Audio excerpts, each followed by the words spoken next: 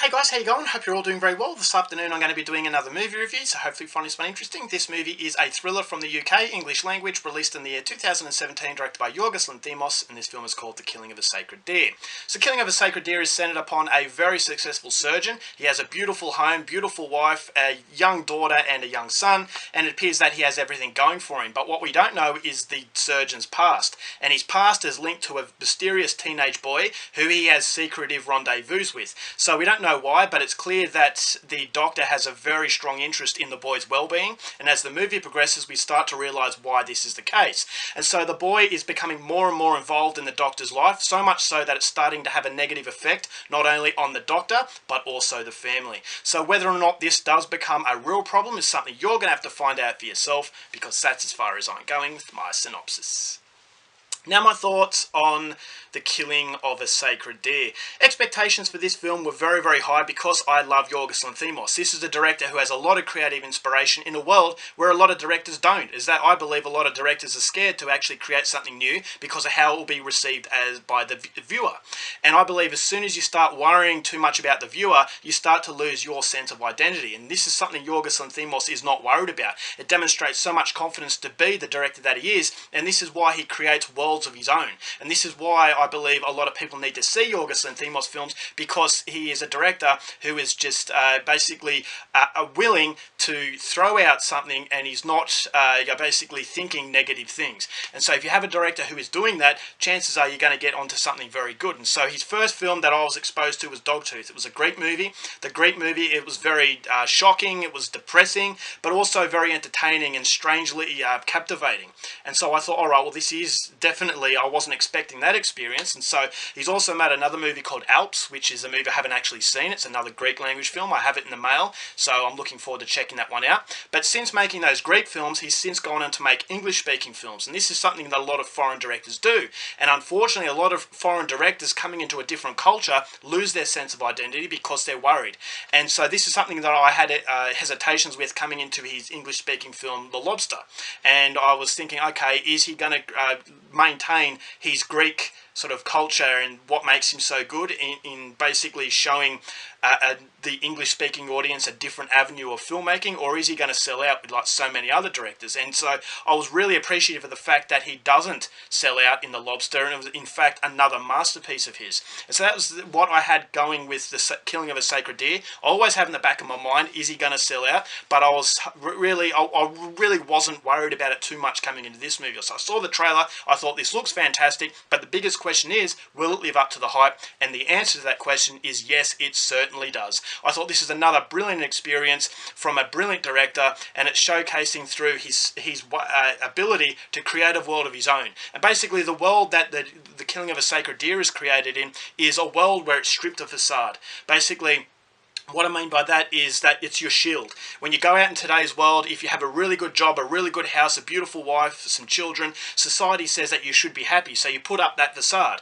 And it's basically shielding your vulnerabilities, and so it's not really the person that you are. But in Killing of a Sacred Deer, it's set in this universe where that facade is non-present. And so the vulnerabilities come through in these characters, and it makes for some very, very awkward and very, very funny interactions. And I thought that it was just very, very strange in what it was doing, because not only were you laughing, but you're also very uncomfortable by everything that is going on. Straight from the first scene, there's basically just talking to each other, and I thought to myself, something is off. And because you're always feeling that something is off, it creates that character of anticipation. Is that, okay, the anticipation of this movie is ever present, and it always keeps the film rolling forward. And that anticipation is helped magnified by the soundtrack. I thought the score was phenomenal because it's creating that sense of edge of your seat. The hairs on the back of your neck are standing up because of what you're hearing, because on screen it's not necessarily something thrilling or something threatening, but it's that way that the dreary atmospheres, the dreary sort of cinematography combined with that score, that's creating something of a nasty surprise behind the door. What is that surprise, and when is that surprise coming? So you're always on your feet, you're always prepared for something really bad, and that maintains your interest, and it never gets boring for that simple fact. And whenever one part of a story is exhausted, exhausted, another part comes on and it starts to basically elevate itself. And that elevation is a very smooth continuation to a very climatic ending that I thought was absolutely brilliant. And so it goes for 2 hours, but like a brilliant filmmaker, he utilizes those 2 hours in a very purposeful way. And that purposeful way is basically unfolding this very strange story. And that strange story has a lot of questions, and it answers those questions sufficiently for you to basically maintain that interest. It never outstays its welcome, and it never feels like it's treading familiar territory.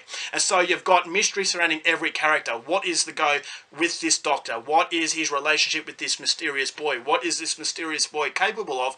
And what is going on? How is he connected to this guy's past? And so you need questions to maintain interest. And so the sustainability in that tension, because of the fact it's a lot of curiosity is out there, I thought was second to none. And that curiosity creates a lot of suspense. This is a scary film, but it's not scary in a traditional way. It's scary because of the subtleties. It's basically the interactions between these people. As I said, you know something is off. And so that scary character of the anticipation is always coming into the fold. So you've got brilliant performances from Colin Farrell. You've got Nicole Kidman, who plays the wife. And I also thought the kids do a very good job. And initially you probably think to yourself, well, they're not displaying emotion, they're not displaying a wide range of abilities as far as an actor is concerned, but it does warrant a very good performance to maintain that deadpan level. And the deadpan level, it actually creates a lot of humor, because as I said, the vulnerabilities in each and every one of these characters is showcased through the dialogue, and the dialogue is masterfully written because it had me laughing on more than one occasion. But as I said, at the same time, on the other side of the coin, it's very, very awkward and uneasy, and so I thought that was great. But as good as the performances from those characters are, I think the person who really steals the show is the teenage boy, played by Barry Keoghan. He is an Irish actor, and I thought this guy was sinister, this guy was terrifying. But it's terrifying in the way where you don't know exactly why you're scared of this guy, but there's something off about him. And that's basically the whole film. You don't know why you're on edge, but there's just something about this movie that just makes you feel just very uneasy, and you want to basically put that shield up. And because the shield is non-present in this film, you can't put it up. So you're showcasing all your vulnerabilities, and it just mixes in to make a very dark and atmospheric experience that is complemented very well by a very strong sense of humour, and it's just a very shocking climax that I think will really reward viewers for really lasting it out. It's also based on a Greek tragedy, which I wasn't aware of in my first viewing, but since going back and reading about this Greek tragedy and actually watching the movie again, I had a newfound appreciation. So if you're kind of confused as to what this movie was all about, like Yorgos Lanthimos, he makes very quirky, very entertaining, sort of different worlds, but it has a very strong purpose, and I thought the purpose basically underneath all the quirkiness was a very sinister one, and I just think it was that was absolutely fantastic, and it's what you want from a Yorgos Lanthimos experience. So if you're after a director who really knows what he's doing, he's on top of his game, then The Killing of a Sacred Deer is one I would highly recommend, and as a result of that, I'm going to give this film 4.5 stars. Alright guys, that's it for my review. Hope you enjoyed it. Till next time, keep watching movies, and I'll see you later.